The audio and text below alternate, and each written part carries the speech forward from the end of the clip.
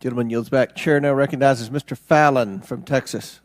How did a 20-year-old loner with a week's notice pick the absolute best location to assassinate President Trump when the entire Secret Service missed it? Director Cheadle, in your leadership, your agency got outsmarted and outmaneuvered by a 20-year-old. How can we have any confidence that you could stop trained professionals from a nefarious nation state?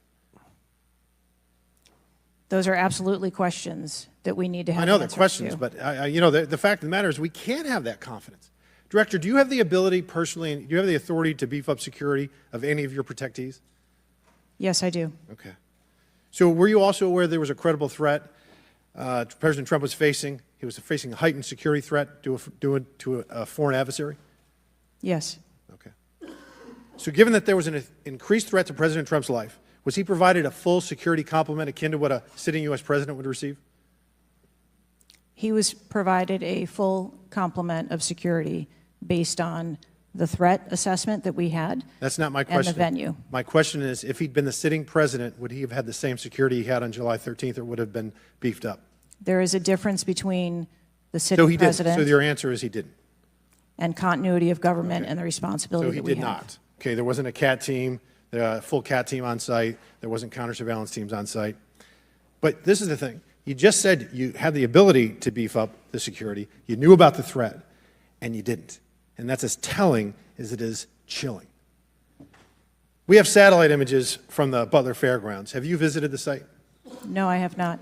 9 days and you have not visited the site. You should have been there that night. Did you talk to, that evening, did you talk to the team, the heroes that surrounded the president?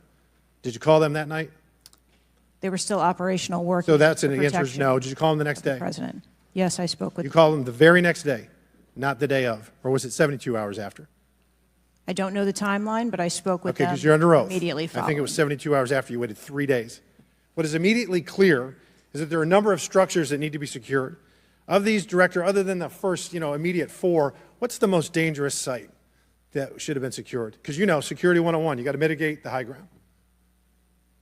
Yes.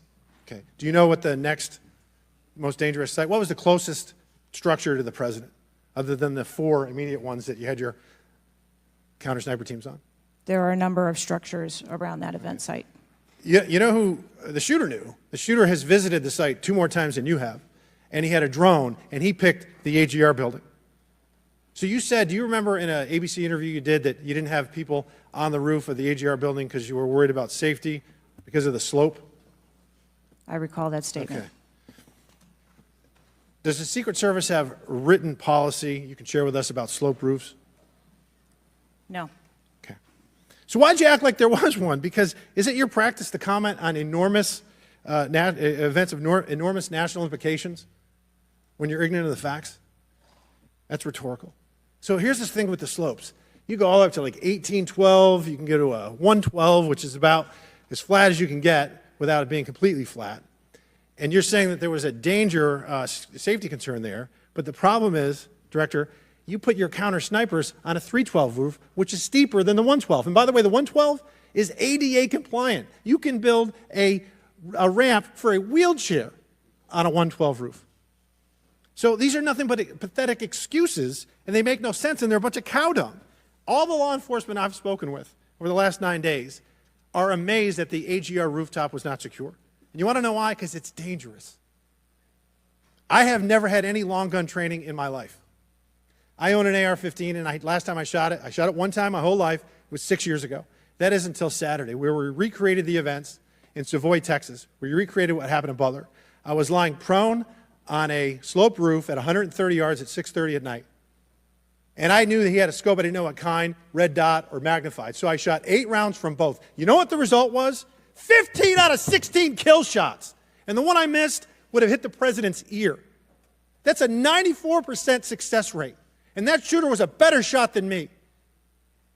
It is a miracle President Trump wasn't killed.